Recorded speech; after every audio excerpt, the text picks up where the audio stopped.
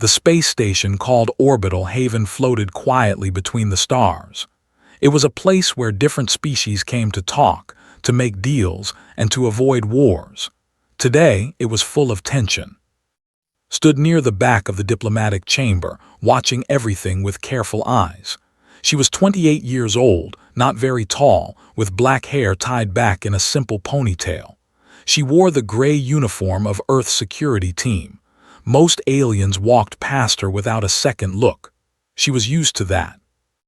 The delegation had arrived 3 hours ago, and already they were causing problems. There were warriors. Everyone in the galaxy knew this. They stood 7 feet tall, with blue scales covering their bodies and 4 powerful arms. Their empire had conquered dozens of worlds. They respected only strength. Their leader was Commander. He was the biggest had ever seen. His scales were darker than the others, marked with old battle scars. He moved through the room like he owned it, and maybe he thought he did. Ambassador Park walked beside him, trying to keep the conversation friendly. Park was a patient man with hair and kind eyes. He had spent 30 years building peace between nations on Earth. Now he was trying to build peace between worlds. It was not going well. "Your species is young," said loudly. His voice was deep and rough, like stones grinding together. "You have only left your little planet for what, 50 of your years? The Empire has ruled the stars for 10,000. "We are eager to learn," Park said calmly. "That is why we are here." Laughed. It was not a nice sound. "Learn? What can glass-bone prey animals learn?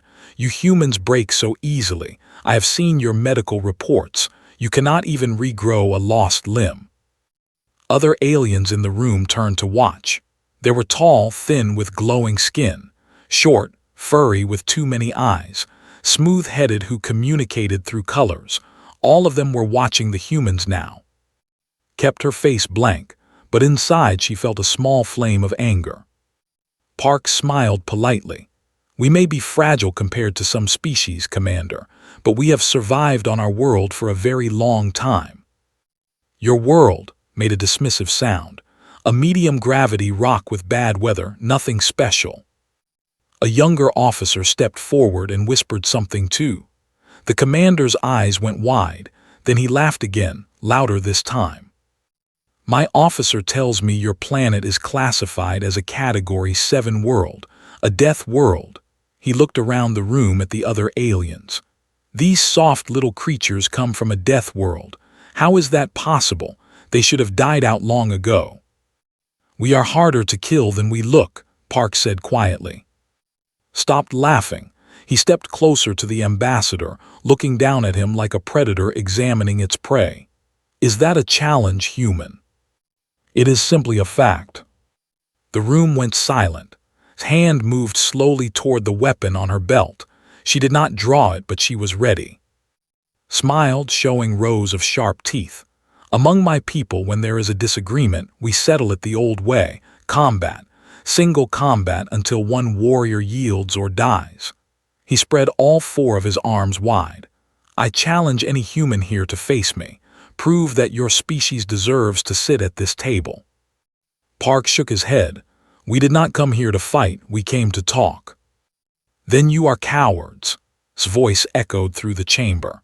"I will tell the Galactic Assembly that humans are weak, that they hide behind words because they cannot defend themselves. No one will respect you.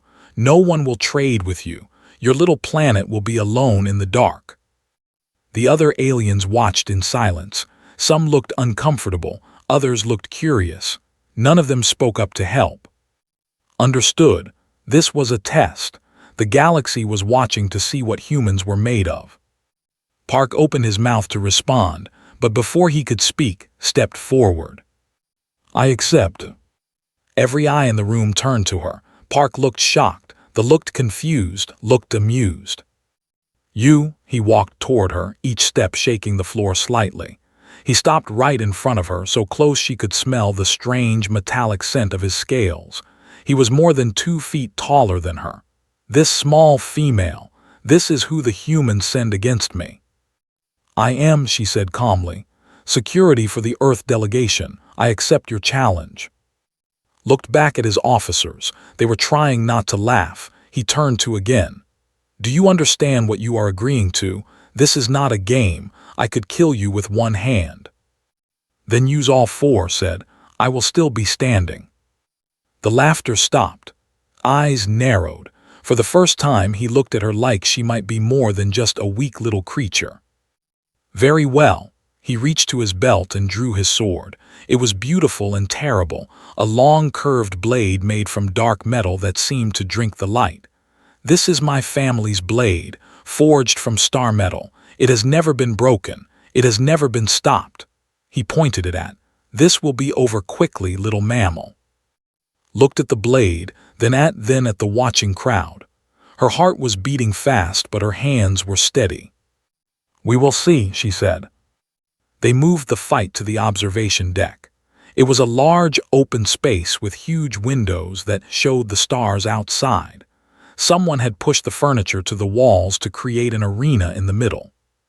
Word spread fast. Within minutes, aliens from all over the station came to watch. They crowded around the edges of the room, talking in a dozen different languages, heard bits and pieces as she prepared herself. The human will die in seconds. Why would she accept? Does she want to die? Maybe humans are stupid as well as weak. Ignored them all. She removed her jacket and set it aside. Underneath she wore a simple black shirt. She stretched her arms, rolled her neck, and took slow, deep breaths. Captain pushed through the crowd to reach her. He was her friend and colleague, a tall man with worried eyes. This is crazy. You cannot fight him. He is twice your size. He has 4 arms. I know, said calmly. Then why? She looked at him. Because if I do not, they will never respect us. They will see us as prey forever. Someone has to show them what we really are. Grabbed her arm. And what if you die? Smiled slightly. Then make sure they remember how long I lasted. Before could argue more, a soft voice spoke from behind them. Excuse me, may I speak with the human warrior? They turned to see a standing there. She was tall and thin, with pale skin that glowed faintly blue. Her large eyes were full of curiosity. I am a historian. I study new species that join the galactic community. I am a little busy, said. I understand. I only wanted to ask, why did you accept this challenge? You must know the odds are against you. Thought about it for a moment. Someone had to. Tilted her head. That is not really an answer. It is the only answer I have. Studied her for a long moment, then nodded slowly. I have read about your world, Earth. It is classified as a death world. High gravity, extreme temperatures, dangerous predators, storms that can destroy cities. By all logic, intelligent life should not have evolved there. Shrugged, it is just home. Just home, repeated softly. She seemed fascinated. Your species is very strange. I hope you survive. I would like to ask you more questions. A loud voice cut through the noise. It is time. Stood in the center of the arena, his sword gleaming under the lights. He had removed his upper armor, showing the thick muscles under his scales. His 4 arms hung ready at his sides. He looked like a monster from an old story.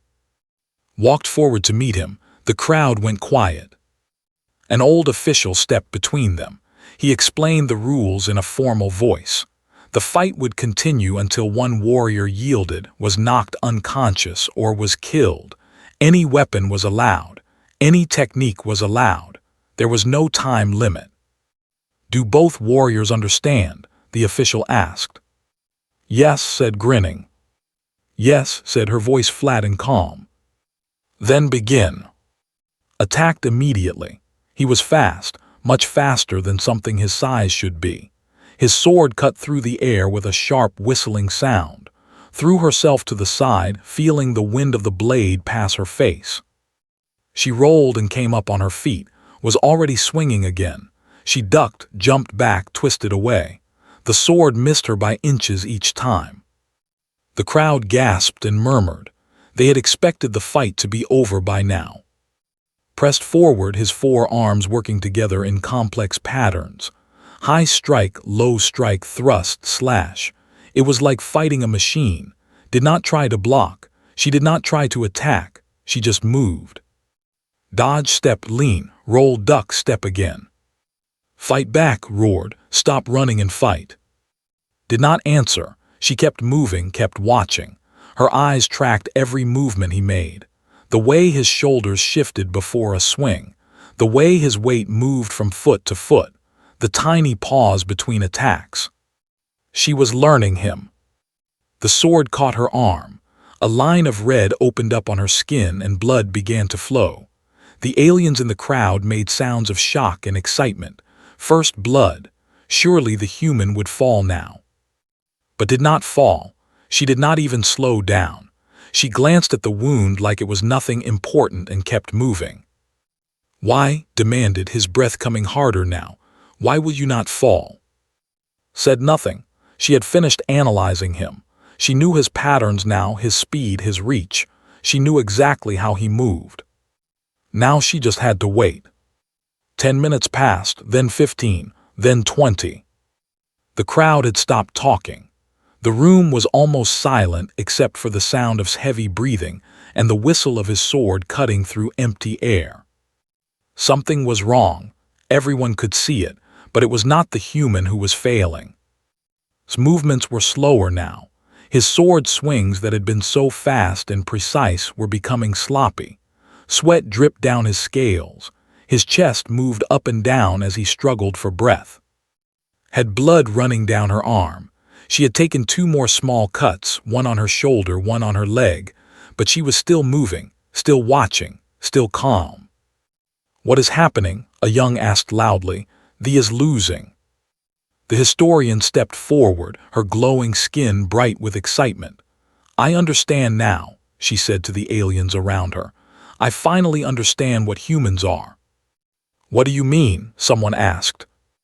"Look at her. She has not tried to win. She has not tried to attack. She has just been making him chase her, making him swing and miss, making him waste his energy."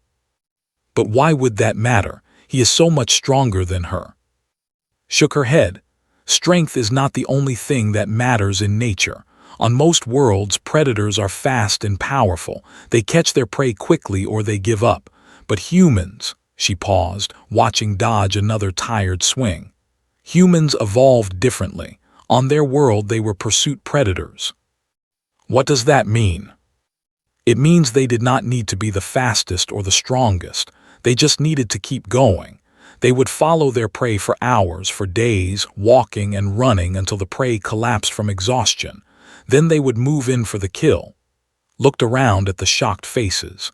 Humans do not know how to give up. They do not know how to stop. It is built into their very bones. In the arena, stumbled. He caught himself with one of his lower arms and pushed back up. His face was twisted with confusion and anger. "What are you?" he demanded. "What kind of creature are you?" Did not answer. She was barely breathing hard. Yes, she was hurt. Yes, she was tired. But she had trained for this. Not for this exact moment, but for moments like it. She remembered the mountains back home. The endless training runs through rain and snow. Her instructor's voice in her ear. "Pain is just information. It tells you that you are alive. Exhaustion is a choice. You can always take one more step. Always." She had hated those words back then. Now she was grateful for them. Roared and charged at her. His attacks were wild now, desperate. He swung his sword with all 4 arms, putting everything he had into each strike. If even one of them hit her properly, she would die. But they did not hit her. She knew him too well now. She could see every attack coming before it arrived. Step left, duck, lean back, roll forward. The crowd watched in amazement. The human woman was dancing around the champion like he was standing still. "Impossible," someone whispered. "She is playing with him," another voice said. Stopped, his chest heaving. His 4 arms hung loose at his sides. The sword trembled in his grip. He looked at with something new in his eyes. "Fear." "What do you want?" he asked. His voice was rough and broken. Why are you doing this? Why not just attack me? Tilted her head slightly. I am waiting. Waiting for what? For you to understand. Understand what? She looked at him steadily. That you cannot win, not because you are weak, you are very strong, but strength runs out, anger runs out, speed runs out. She took a slow breath. I will not run out. I will be here as long as it takes, hours, days. As long as you can stand, I will be standing too, and when you finally fall, I will still be here. Stared at her. For a long moment, no one moved.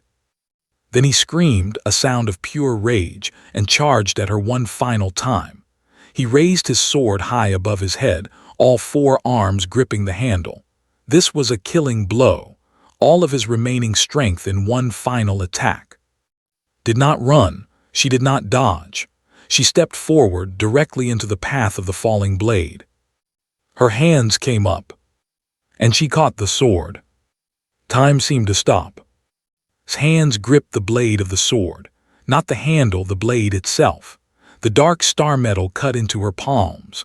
Blood ran down her wrists, dripped from her elbows, splashed onto the floor in small red drops. She did not let go. Stared at her with wide eyes. He tried to pull the sword back. It did not move. He pulled harder, using all four of his arms. Nothing. The blade stayed exactly where it was, locked in the grip of a human woman who was half his size. Impossible, he whispered. This is impossible. The crowd was completely silent. No one breathed. No one moved. Every eye in the room was fixed on the impossible scene in front of them. His face was tight with pain, but her eyes were steady. She looked up at and spoke in a calm, clear voice. You asked me why I would not fall, why I kept going, why I did not give up. She tightened her grip on the blade. More blood flowed, but she did not flinch. It is because I cannot. My people do not know how to quit. We never learned. Let go, said. His voice was shaking. Let go of my sword. No. That blade is star metal. It cannot be stopped by flesh. It cannot be held.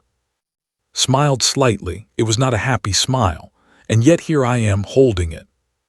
She twisted her hands. The sword made a sound, a deep groaning noise, like metal being bent in ways it was never meant to bend. Eyes went wide with horror. No, he said. No, no, no, stop, please stop.